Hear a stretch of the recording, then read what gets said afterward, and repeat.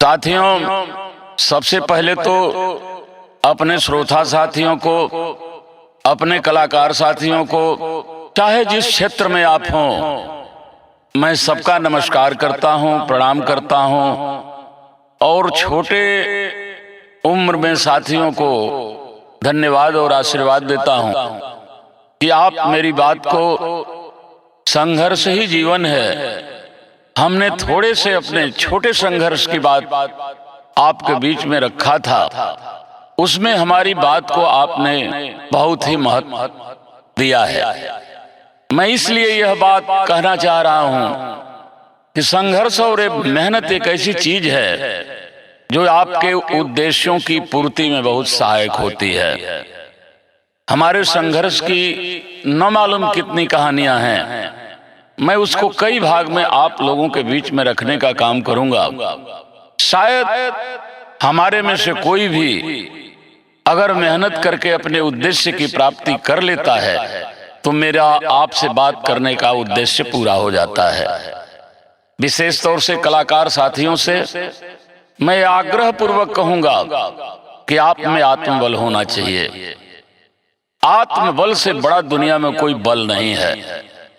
आप निर्भीक रहिए और कभी भी अपना मन छोटा मत कीजिए। मैं बताऊं आपको कि बचपन से ही मुझे गाने की आदत पड़ गई थी और संघर्ष तो मैं बाद में बताऊंगा। ये मैं विरह का संघर्ष आप लोगों के बीच में बता रहा हूं कि मेरा गला बहुत बचपन में अच्छा था, बहुत अच्छा था। जो सुन लेता था मेरा मुरीद हो जाता था। मैंने विरह शुरू किया। किसकी इच्छा नहीं होती है कि हम अपनी मंजिल को प्राप्त करें। हमारी भी इच्छा थी कि अगर विरह शुरू किया हूं तो जहां तक विरह होती हो हम पहुंचे। लेकिन कैसे पहुंचे? दो विरह मैंने याद किया था। उस समय जब हम लोगों का बचपन था, शादी ब्याह होता था तो रात में भी बारात रहती थी और दोपहर में भी होती थी, जिसको जनवासा कहा जाता था। जिस शादी में दोपहर तक लोग बेटी वाले नहीं रखते थे उसको लोग बहुत अच्छा नहीं कहते थे। मुझे दो विरह याद थी, बहुत सही बता रहा हूं ईमानदारी से। मैं उस समय बीएससी फाइनल में पढ़ रहा था। हमारे गांव के बगल में तिवारीपुर एक यादव जी की बारात आई थी, जिसमें पूज्यनीय रामदेव जी की विरह थी, जो लड़के वालों ने किया था। लड़की वाले बेचारे एक विरह गाने वाले को खोज रहे थे। हमारे पास आए कि क्या आप रामदेव से विरह गा देंगे? कौन नहीं चाहेगा कि बड़े कलाकार के साथ अगर बराबरी भी मैंने कर दिया, थोड़ा बहुत कम भी गाया, इज्जत आबरू अगर बच गई तो कम से कम जनता में उस कलाकार का संदेश जरूर जाएगा। मैंने हाँ कर दिया। केवल रात नहीं, दिन में भी गाने के लिए हाँ कर दिया। मेरे प्यारे कलाकार साथियों, श्रोता साथियों, रामदेव जी भी उस दिन आए और मैं भी। दो विरह हमें याद थी और ये सोच रहा था कि दो भी विरह अगर गा ले गए तो शायद भविष्य में जनता मुझे मौका देगी। मैं छोटा कलाकार था, शुरू किया और रामदेव जी जैसे विरह के उच्च कोटि के कलाकार एक विरह हम गाए और एक टक निगाह से देखते रह गए। हमें लग रहा था कि यही सोच रहे थे कि यह लड़का कितना बढ़िया गा रहा है। बढ़िया गाया भी। आखिर रामदेव जी की बारी आई। रामदेव जी ने भी एक विरह गाया। दूसरे नंबर पर मेरी विरह थी। मेरे प्यारे भाइयों, एक विरह में बहुत अच्छा गाया और जब पूज्यनीय रामदेव जी विरह गा लिए, जब दूसरे नंबर पर मेरी बारी आई तो गाना तो दूर, आ करने भर भी मेरी आवाज नहीं रह गई थी। मैं लोगों से बात तक नहीं कर सकता था। मेरा गला एकदम बैठ करके चौपट हो गया। उस जमाने में विरह इज्जत आबरू के लिए होती थी। और जिस कलाकार की विरह खराब हो जाती थी, शायद उससे बड़ी जलालत जनता में किसी की नहीं होती थी। वही हाल मेरी हुई।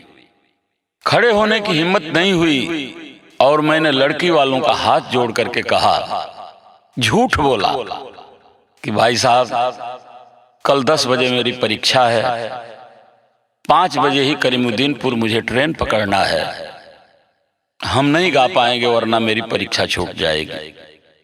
लड़की वालों के न चाहते हुए भी अपने पर बहुत तरस आ रहा था। मैं चला गया, घर गया। सवेरा होते ही हमारे कवि जी, आदरणीय पूज्यनीय भोला कवि और उनके गुरु, उनके बड़े भाई, हम सब लोगों के गुरु पूज्यनीय देव मास्टर के दरवाजे पर पहुंचा। एक कुआं था, कुएं पर मैं बैठा हुआ था। अभी थोड़ा सा अंधेरा था। पूज्यनीय गुरुजी देव जी जगे हुए थे। मैं बैठा था, आकर पीछे से हाथ थपथपाए, काशीनाथ बड़ा उदास लग रहे हो। हमने कहा गुरुजी उदास नहीं, मैं निराश भी हो चुका हूं।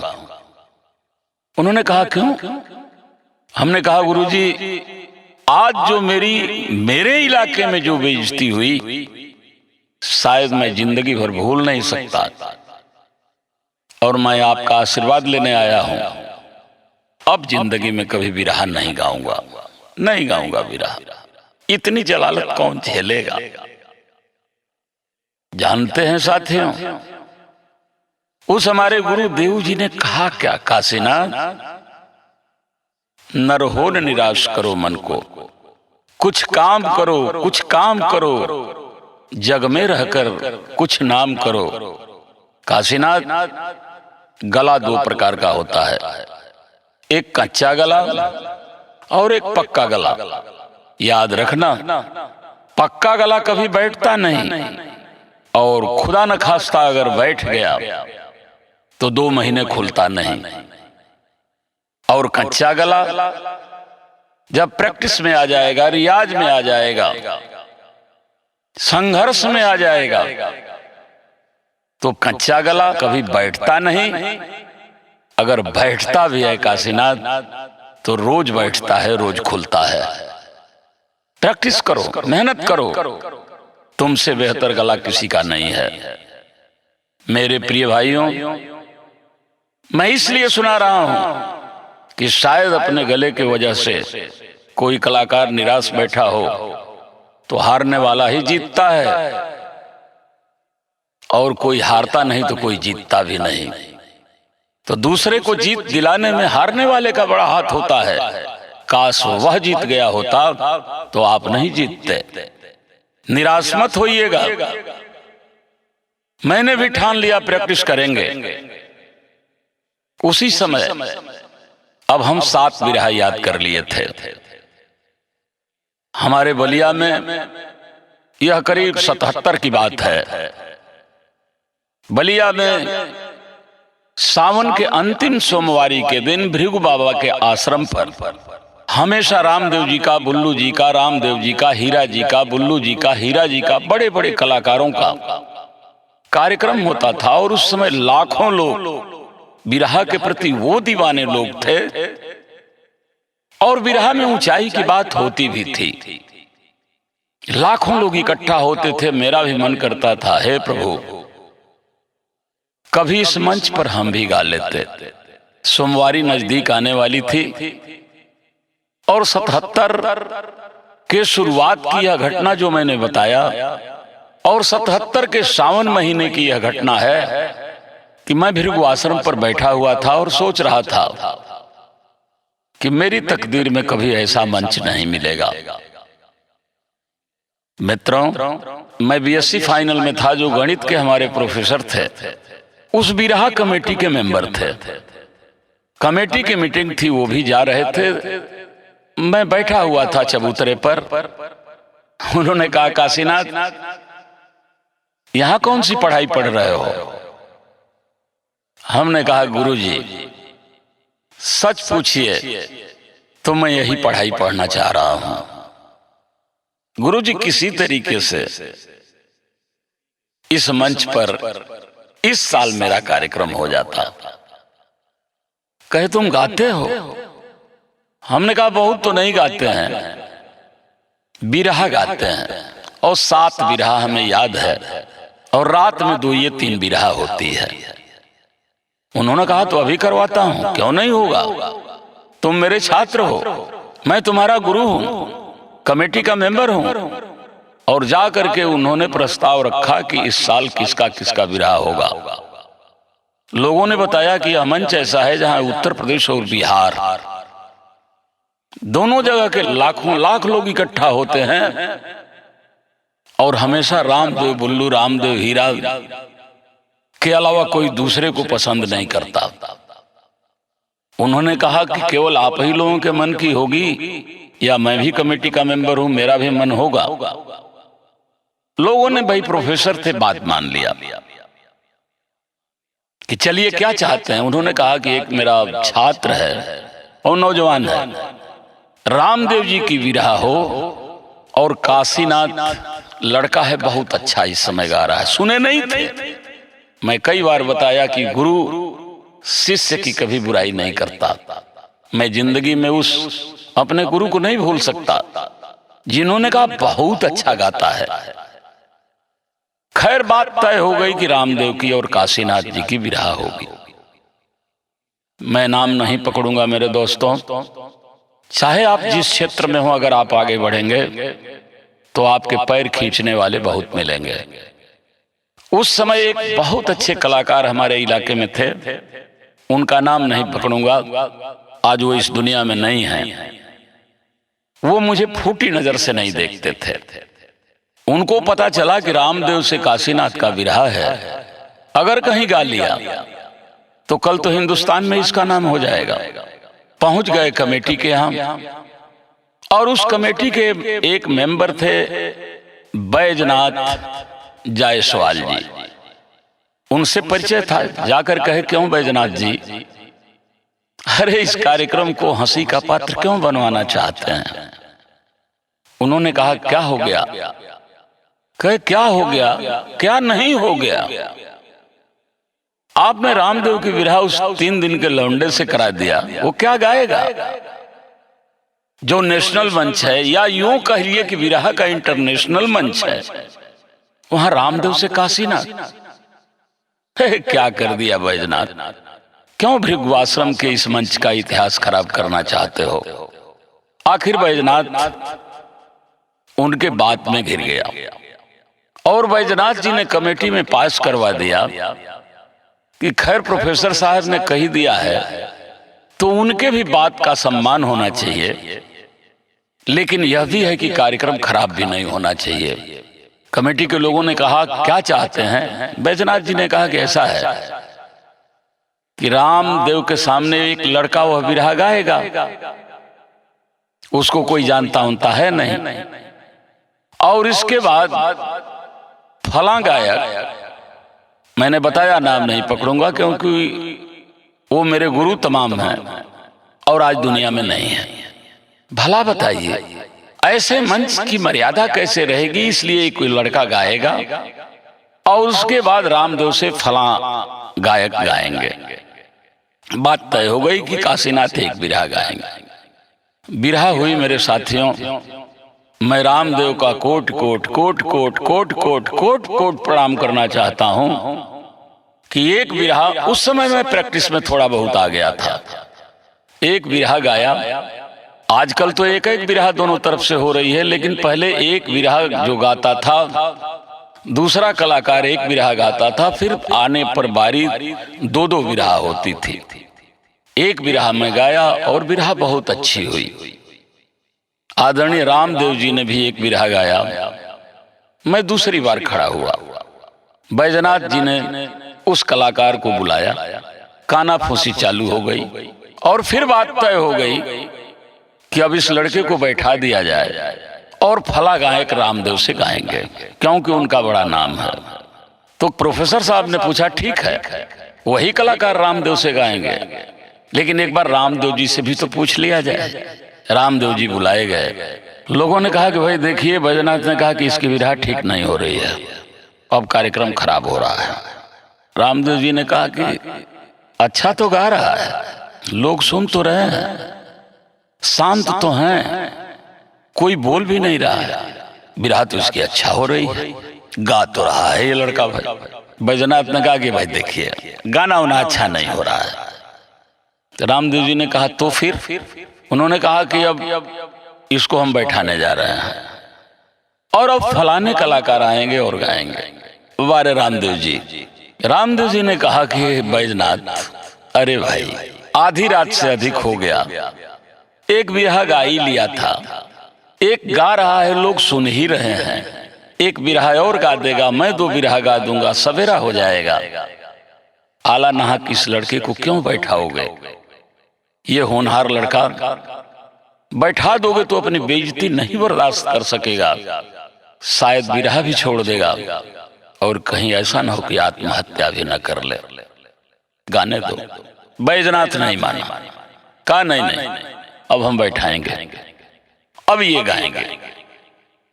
रामदेव जी ने कहा ठीक है यही गाएं, लेकिन इस लड़के को तो इसीलिए बैठाया जा रहा है कि वो अच्छा नहीं गा रहा, तो हम बाद में गाएंगे, पहले ये और वो दोनों आपस में गा लें और जो बढ़िया गाएगा उससे हम गाएंगे। तो हमसे बढ़िया तो कभी नहीं गा सकते थे, क्योंकि उनके पास केवल लोला था। इस पर वो तैयार नहीं हुए। मेरे कहने का मतलब मित्रों सिर्फ इतना है कि रामदेव जी इस पर आ गए कि जब अच्छा गाने वाला ही हमसे गाएगा तो इन दोनों लोगों में जो बढ़िया गाएगा वो हमसे गाएगा। भाग खड़े हुए और मैं गाया। रामदेव ने मुझे इतना सहयोग किया और सवेरे लोगों ने कहा कि भाई ये लड़का तो बहुत अच्छा गा रहा है। एक दिन में ही मैं बिरहा जगत का कलाकार हो गया। मेरे साथियों, मेरी बिरहा होने लगी, चारों तरफ होने लगी।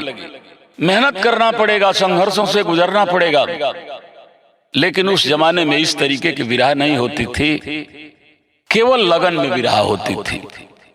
तो चाहे आदरणीय रामदेव जी हों, बुल्लू जी हों, हीरा जी हों, चाहे हमारे उस्ताद बालाजी हों, ये सारे लोग 4 महीने के लिए कलकत्ता चले जाते थे। अब तो मैं भी कलाकार छोटा बड़ा हो ही चुका था। हमारे गुरु भोला कवि ने कहा कि काशीनाथ क्यों न तुमको भी बंगाल ले चलूं, कलकत्ता ले चलूं, कुछ बिरहा होगी। हमने कहा कि चलिए। मैं कलकत्ता उनके साथ चल दिया। मैं नहीं जानता था कहाँ ले जाएंगे। हमको लेकर के पहुंचे आसनसोल। कहे काशीनाथ कहाँ चला जाएगा? हमने कहा गुरुजी मर्जी तुम्हारी, ले जाओ जिस ओर, जियरा रे झूमे ऐसे जैसे बनवा नाचे मोर। अब तो आप ही को ले जाना है।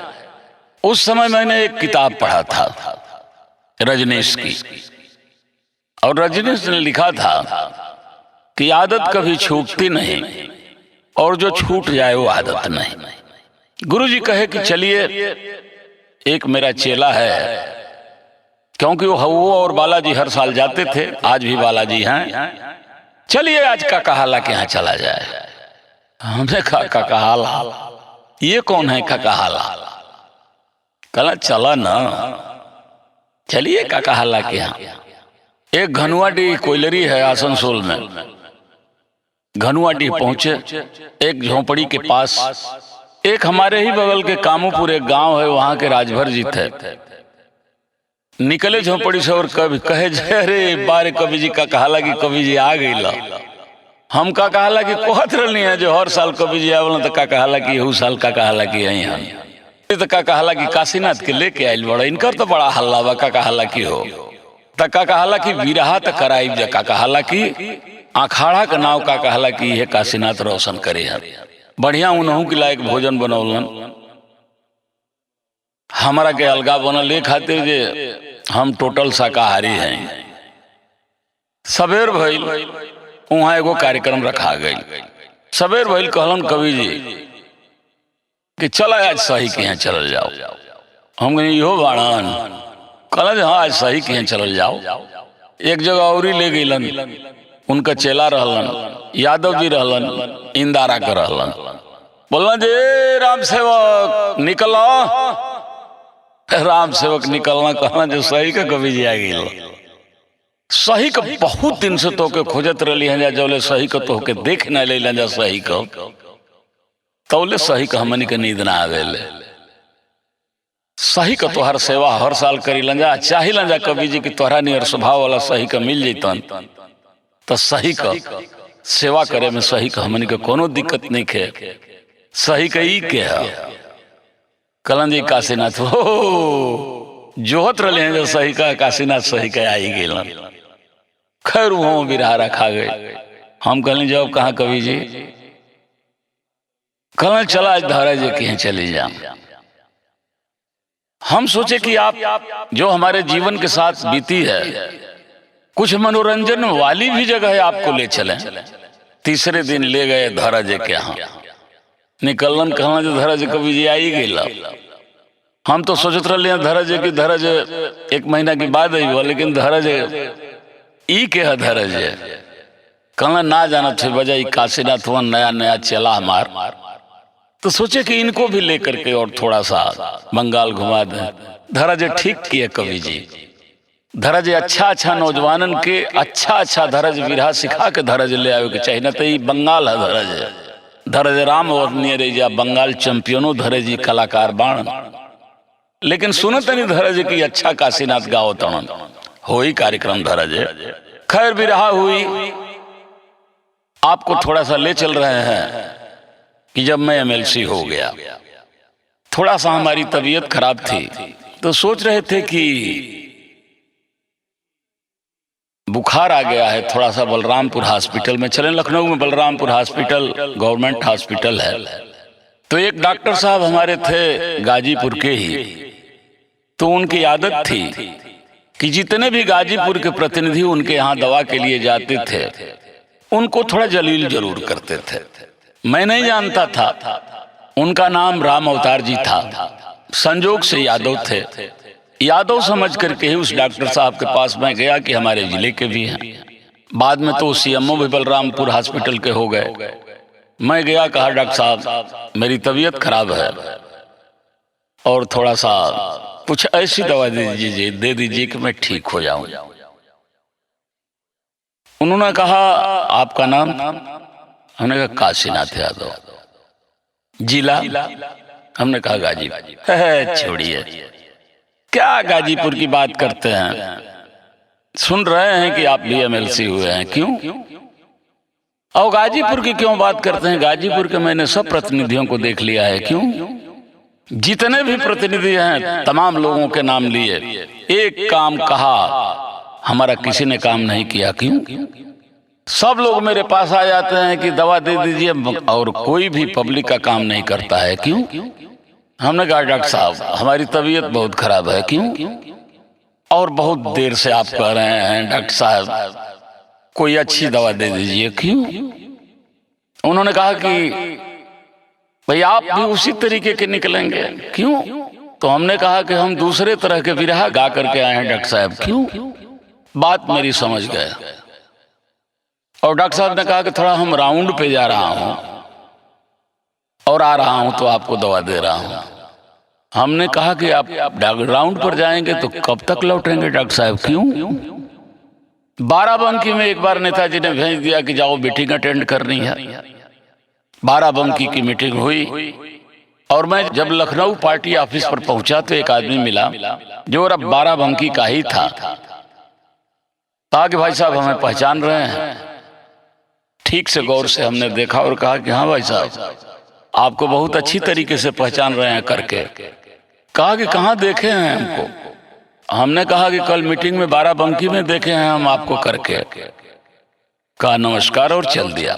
बात यूं थी कि जब मैं मीटिंग में गया तो एक आदमी मिला हमसे नेता। कहा काशीनाथ दूसरी बार आप एमएलसी हो गए हैं करके और सुनते हैं कि नेताजी वहीं भेजते हैं आपको करके कि जहां पर पार्टी मजबूत करनी होती है करके। तो करके बाराबंकी तो अपने से मजबूत है करके और जब आप आ गए तो और पार्टी मजबूत हो जाएगी करके। मीटिंग खत्म हुई, आए सवेरे वो मिला। मैंने भी कहा कि आपको ठीक से पहचानते हैं करके। तो कहा कि हाँ भाई हमको ठीक से तो आप पहचान रहे हैं। मेरे इन सारी चीजों का कहने का अर्थ यह है कि रजनीश ने कहा कि आदत वही है जो कभी छूटती नहीं, और जो छूट जाए वो आदत नहीं। उस पर रजनीश ने एक कहानी लिखा था कि एक बहुत बड़ा महात्मा था, बहुत उदार व्यक्ति था, बहुत उदार व्यक्ति, प्रवचन बहुत बढ़िया करता था, बहुत उदार था, अपने लोगों को खिलाने का शौकीन था, पहनाने का शौकीन था। लेकिन दिक्कत यह थी कि किसी को भी कुछ करता था तो सबके सामने कह देता था। रुपया किसी को दे दिया, बता देता था फला आदमी को हमने कल रुपया दिया था। एक जगह प्रवचन करने जाना था, एक बड़ा खूबसूरत उसका शिष्य आया, कहा कि बेटा आज हमारे साथ चलो ना। कहा गुरुजी मैं गरीब आदमी, मेरे पहनने के लिए वस्त्र नहीं है, आपके प्रवचन में बहुत अच्छे अच्छे लोग सुनने के लिए आएंगे, मुझे ले जाकर के क्या करिएगा। कहा कि चलो ना बेटा, वस्त्र मैं देता हूं।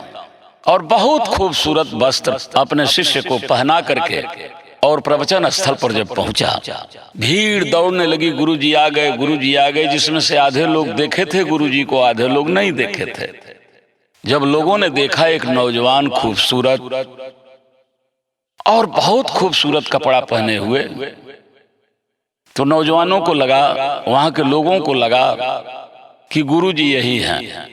अब उस महात्मा को छोड़ करके सारी भीड़ उस नौजवान पर पड़ गई। अरे गुरुजी, भगवान ने आपको बहुत अच्छा खूबसूरत बनाया है, सुनते हैं आप बहुत अच्छा प्रवचन भी कर रहे हैं, भला है आप आ गए, प्रणाम प्रणाम। चेला को प्रणाम प्रणाम करने वाले लोगों की लाइन लग गई। अचानक बड़े आदमी जब अच्छा चाहे खराब कुर्ता पहनता है तो लोग पूछ ही देते हैं। वहां भी लोगों ने पूछा कि भाई साहब ये कपड़ा आपका बहुत अच्छा है जो पहने हैं गुरुजी, ये कहाँ से खरीदे हैं, किस दुकान से खरीदे हैं। और यह बात अब उस महात्मा को गड़ने लगी थी कि कुर्ता मेरा, एक तो इसको पहना के ले आए, दूसरा सारी भीड़ इसी के तरफ टूट गई। उन्होंने कहा है भाई साहब लोग क्या देख रहे हैं, गुरुजी का कपड़ा देख रहे हैं। कहे कि छोड़ो यार, वो कुर्ता तो मेरा है। तो यही जनता है, लोग जान गए कि जब कुर्ता दूसरे का ये पहना है तो ये गुरुजी नहीं हो सकता, ये तो भिखमंगा हो सकता है। तब गुरुजी के पास लोग गए, प्रवचन हुआ, घर लौटे, आश्रम पे दूसरे दिन कहीं और जाना था। कहे कि शिष्य आज भी चलो। कहा कि हम नहीं जाएंगे, इतनी मेरी बेइज्जती आपने किया। कहे क्या बेइज्जती कर दिया, तो ये कहने की क्या जरूरत थी कि ये कुर्ता मेरा है, कैसी में तेरी बेइज्जती हो गई। अच्छा चलो, नहीं कहूंगा कि कुर्ता मेरा है, लेकिन चलो, नहीं बताऊंगा कि कुर्ता मेरा है, कल से भी अच्छा आज पहनाए। वही दशा हुई, लोग टूट पड़े उस नौजवान पर। गुरुजी सादर प्रणाम, कोई चरण चूमने लगा। फिर गुरुजी से बर्दाश्त नहीं हुआ, ये कहना नहीं था, वो तो कह चुके थे कि ये नहीं कहेंगे कि कुर्ता मेरा है। लोगों से पूछे क्या बात हो रही है भाई, लोगों ने कहा कि गुरुजी ने कुर्ता बहुत अच्छा पहना है, ये किस दुकान से खरीदे हैं आप जानते हैं, हम लोग भी बनवाएंगे इसमें का कुर्ता। गुरुजी ने कहा कि भाई कुर्ता ही नहीं का है। लोग शक की निगाह से देखने लगे, सभी लोग कुर्ता पहने हैं, कौन कह रहा है कि कुर्ता ही नहीं का है। यह बात तय करती है कि शायद यह कुर्ता इनका नहीं है। नहीं कहने की क्या जरूरत थी कि कुर्ता इन्हीं का है, वो तो बेचारे अपने आदत से लाचार थे, कुछ कहना था, कुर्ता इन्हीं का है। लोगों ने कहा तब इसका नहीं है। कहे गुरुजी हम हैं, लेकिन कुर्ता इन्हीं का है। लौट करके फिर आए, तीसरे दिन जाना हुआ। कहा आज मैं नहीं जाऊंगा। कहे कि क्या, ये तो नहीं कहा कि कुर्ता मेरा है। कहा कि तो ये कहने की कौन सी जरूरत थी कि कुर्ता ही नहीं का है। कहे चलो भाई बात ही नहीं करूंगा, तय हो गई बात, मैं बात नहीं करूंगा, इसके बारे में बात ही नहीं करूंगा। सोच लिया चेला की अब आज बात नहीं करेंगे। फिर भीड़ जुटी उस चेले पर, पहना अच्छा था, लगता अच्छा था, फिर गुरु से बर्दाश्त नहीं हुआ। ये कहना नहीं था कि कुर्ता मेरा है, ये कहना नहीं था कि कुर्ता इन्हीं का है, लेकिन कुछ तो उनको कहना था, आदत थी। उन्होंने कहा क्या पूछ रहे हैं? तो गुरुजी के कुर्ता के बारे में हम लोग पूछ रहे हैं कि गुरुजी कुर्ता कहाँ से ले आए हैं। गुरुजी ने कहा कि उन्हीं से पूछ लीजिए, इस कुर्ते के बारे में आज हमें बातें नहीं करना है। लोगों ने कहा जरूर इसमें कोई बात है। जो गुरुजी बताना नहीं चाहते हैं तो ये बात वाला कुर्ता कौन गुरुजी हो सकते हैं, जिस कुर्ते में इनके पहनावे में कोई बात हो, और जो ये करना नहीं चाह रहे हैं तो ये गुरुजी नहीं हो सकते। तब तक उन्होंने कहा कि ये मेरे शिष्य हैं, चेला है गुरुजी, हम हैं। तो जिस आदमी को जो ठेका लग जाता है जबान का, वो जल्दी छूटता नहीं है। आप लोग देखते होंगे पढ़े लिखे लोग और कुछ नहीं तो आप जाएंगे तो कहेंगे कि मैं तो एक बारात में गया था, बट वहां पर जब ज्यों ही हम पहुंचे तो वहां की हालात देखा तो बट हमको समझ में नहीं आया कि बट किधर जाना है, बट किधर पानी पीना है, खाने के लिए कहाँ जाना है। बट एक आदमी मिल गया, उसने बताया कि यहाँ पर जाना है, तो बट मैं वहां पर पहुंच पाया। तो जरूर अच्छी आदत डालनी चाहिए ताकि न सजग रहते हुए भी जबान से अच्छी ही बात निकले, वरना जो ठेका पड़ जाएगा। तो रजनीश ने कहा आदत वो नहीं जो छूट जाए, और जो छूट जाए वो आदत नहीं। इसलिए मेरे मित्रों, आप मेहनत की आदत डालिए, आप संघर्ष की आदत डालिए, आप अभ्यास की आदत डालिए। रसरी आवत जाते सिर पर परत निशान। Practice makes a man perfect, God who helps those who help themselves. ईश्वर भी उसी की मदद करता है जिसमें आत्मबल होता है। कायरों की मदद कभी भगवान भी नहीं करता है। उर्दू में लिखा, खुदी को कर बुलंद इतना कि हर तकदीर के आगे खुदा बंदे से खुद पूछे बता तेरी रजा क्या है। आगे मैं कई पार्ट में अपने संघर्ष की कहानियां बताऊंगा, अभी तो पॉलिटिकल संघर्ष बताया ही नहीं। बड़ी शुभकामनाओं के साथ कि आपके जीवन में आपका मंगल भविष्य हो और आप ऊंचाइयों पर पहुंचे। और ये तभी संभव है कि आप संघर्ष करेंगे, आप मेहनत करेंगे। सभी लोगों को शुभकामना देते हुए कि सबको सबकी मंजिल मिले। बहुत बहुत धन्यवाद। सबको नमस्कार, प्रणाम।